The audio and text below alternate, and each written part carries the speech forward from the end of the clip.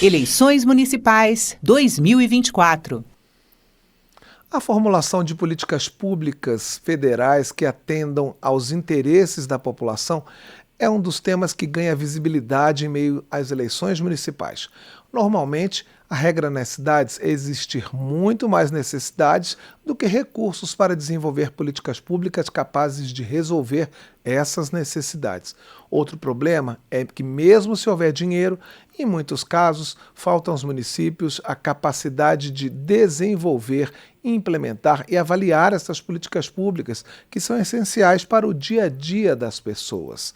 Em 2023, por exemplo, segundo a Confederação Nacional dos Municípios, mais de 100 prefeituras ficaram de fora de repasses relacionados a emendas especiais por impedimentos técnicos. Para falar sobre esse tema, a gente recebe aqui no painel eletrônico o professor e diretor de graduação do Instituto de Ciência Política da UNB, Denilson Bandeira Coelho. Bom dia, professor Denilson. Bom dia, Cláudio. Um prazer muito grande estar com você hoje no seu programa e abordar um tema tão central como esse em anos de eleição. Professor, o prazer é todo nosso. Muito obrigado pelas suas explicações. Essa capacidade, né, dos municípios, como é que se pode resolver em termos de capacitação? Não é porque é um problema, né? As demandas são grandes, os recursos são curtos e mesmo quando há recursos, muitas vezes o município deixa de ter esse dinheiro no orçamento porque ele não conseguiu tecnicamente se colocar disponível para receber esse repasse. Como é que se pode melhorar a capacitação, principalmente nos municípios menores? Excelente pergunta, Cláudio. Acho que é um tema central e que tem movido aí a atenção da área da ciência política já há algum tempo. Cada vez mais se torna um elemento central para a gestão pública. E há uma complexidade para responder essa pergunta de modo mais direto em função de que um conceito em disputa. Capacidade estatal já há algum tempo é um conceito em disputa. A mensuração da capacidade administrativa, fiscal, econômica, de fazer uma comunicação institucional para o social é uma interpretação bastante variada na área da ciência política, na área da administração pública. Portanto, existem diversas maneiras de mensurar a entrega de bens públicos à população. Comumente, o que nós temos feito em pesquisas e a literatura especializada tem ofertado como conhecimento é a contagem, né, da burocracia pública municipal, federal, estadual, numa média relacionada à própria carreira de Estado, ou seja, o N, né, o número de funcionários que estão numa determinada secretaria importa, mas também a condição tecnológica, a condição relacionada nos municípios rurais a veículos, por exemplo, né, para chegar às áreas mais distantes. Então, a entrega de bem público à população passa muito por isso, tá? Então, o que está faltando hoje, né, nessa relação governo-academia? É uma pesquisa mais consensual para que esses elementos possam servir, né, para os tomadores de decisão, ou seja, investir mais em tecnologia, né, talvez para algumas cidades contratar menos, para outras não contratar tantos, para que essas várias políticas sociais elas possam, né, ser repassadas ao público que está lá no local, né, nas 5.568 cidades brasileiras que têm prefeitos e prefeitas. Talvez assim, o desmembramento de alguns municípios em municípios menores ainda, isso também contribui para essa falta de capacitação, porque eu imagino que um município que tem 5 mil habitantes, não tem nem corpo técnico na cidade disponível para isso, né? Então, às vezes, você tem essa dificuldade também da falta de recursos humanos, por exemplo. Por mais que você tenha tecnologia, que às vezes é mais fácil de conseguir, de comprar, mas de pessoas, um corpo técnico fixo, por exemplo, servidores, né? E não somente pessoas que estejam ali por um mandato de prefeito, depois vão embora, e aí você tem que capacitar todas as pessoas de novo, né? Como é que o senhor vê essa dificuldade nos municípios menores? Porque a gente vê, né, viu durante muito tempo um desmembramento muito grande de municípios e municípios pequenos. Isso. Excelente ponto também, Cláudio, que você traz para o nosso debate. Até os anos 1980, o Brasil possuía cerca de 4.000 cidades. E aí, com várias emendas parlamentares, esse desmembramento ele começou a ocorrer. Então, até meados do início dos anos 90, nós passamos a ter cerca de 1.120 municípios a mais. Como é que esses municípios nasceram? Eles nasceram com o direito ao fundo de participação dos municípios, ou seja, uma espécie de enxoval, portanto, direito a ter equipamentos públicos, a contratação de funcionários. Entretanto, a experiência com a coisa pública, a experiência em formular e implementar políticas públicas foi um grande desafio posto naquele momento. Ou seja, a descentralização importou, o pluralismo importou, a ideia de tomar a opinião do público local para resolver problemas locais, tudo isso é muito relevante, né? O Brasil é um país que organizou no seu processo de reforma constitucional de 88 os conselhos gestores municipais, portanto, houve um conjunto, né, de ações do Estado e de governo que foram muito importantes para dar maior visibilidade ao problema local. Mas o ponto que você traz é fundamental. E aí? Como fica a administração pública em função desses desafios postos? E aí, essa reforma institucional, ela já gerou um problema no curto prazo, que é o problema da dependência orçamentária. Para você ter uma ideia, Cláudio, cerca de apenas 17% dos municípios brasileiros são autônomos em termos orçamentários. Ou seja, 83% do restante dos municípios dependem, né, de orçamento do governo federal. Eles têm cerca de 2 a 3% da sua arrecadação própria, como percentual do PIB, portanto é muito baixo, né, uma dependência, e uma dependência histórica, é um problema de dependência histórica, não tende a se resolver nem no médio prazo. Então, a capacidade estatal do município arrecadar o seu ISS, arrecadar o IPTU e outros tributos municipais, que são muito poucos, né, deixa com que os municípios não tenham um orçamento próprio para investir como queiram, né, e é um dilema. O município tem autonomia federativa, ou seja, ele pode adotar ou rejeitar as políticas federais ou estaduais, mas ao mesmo tempo ele é dependente, né, dessa cesta de proteção social em razão da sua debilidade em arrecadar fundos fiscais. E isso tem a ver com o quê? Tem a ver com o desenho institucional brasileiro. Em comparação com países da Europa e países da OECD, nós temos que essas cidades arrecadam 70% do seu orçamento próprio. Ou seja, o Brasil inverteu essa lógica.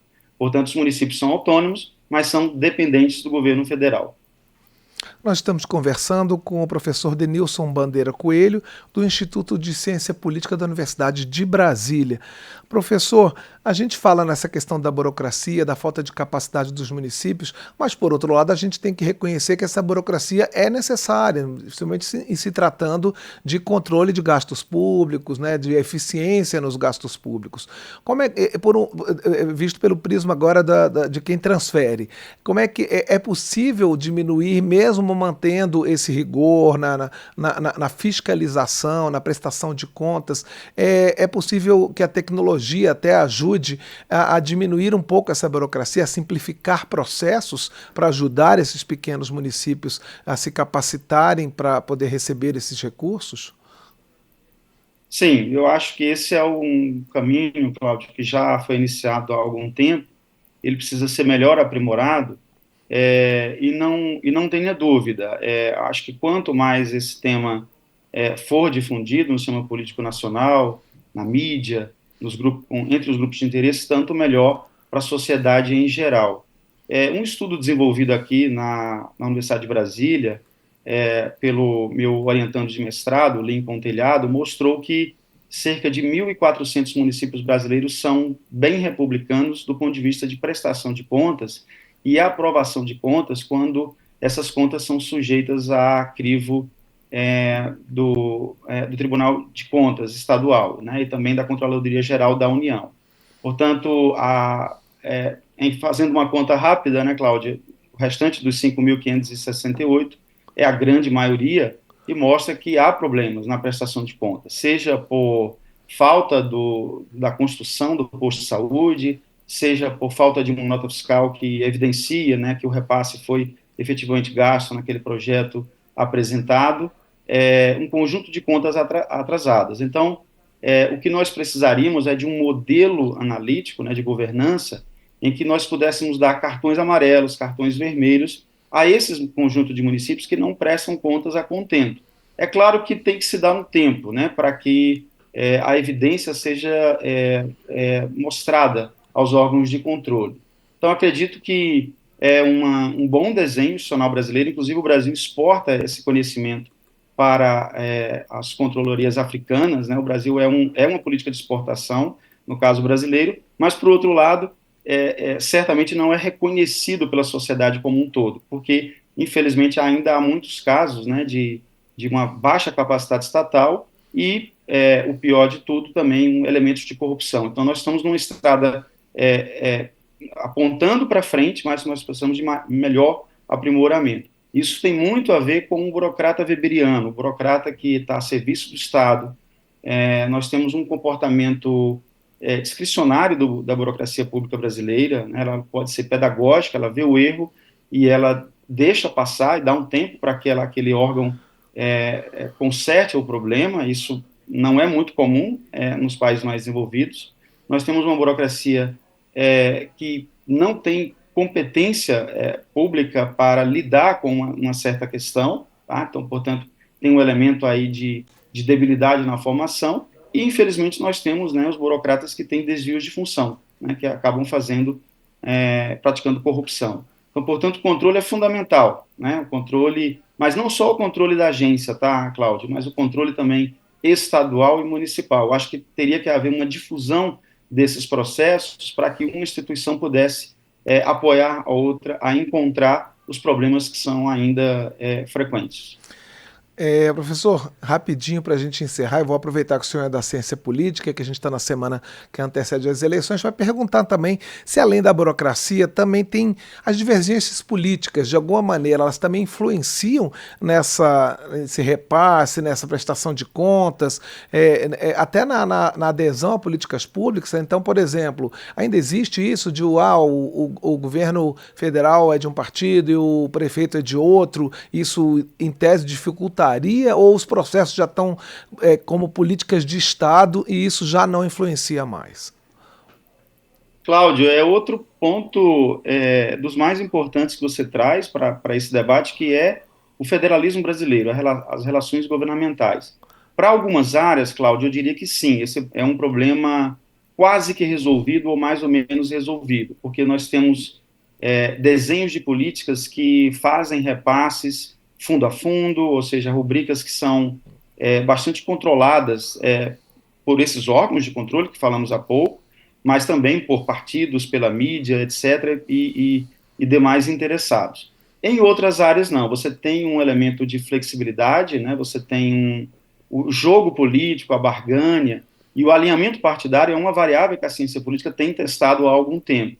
Então, algumas pesquisas mostram que sim, quando você tem um alinhamento partidário entre o governo federal e os governos municipais, há mais recursos irrigando aquele ambiente político, aquela constituency, enquanto o não alinhamento partidário ele não é impeditivo desse repasse de bem público, mas às vezes ele até atrasa.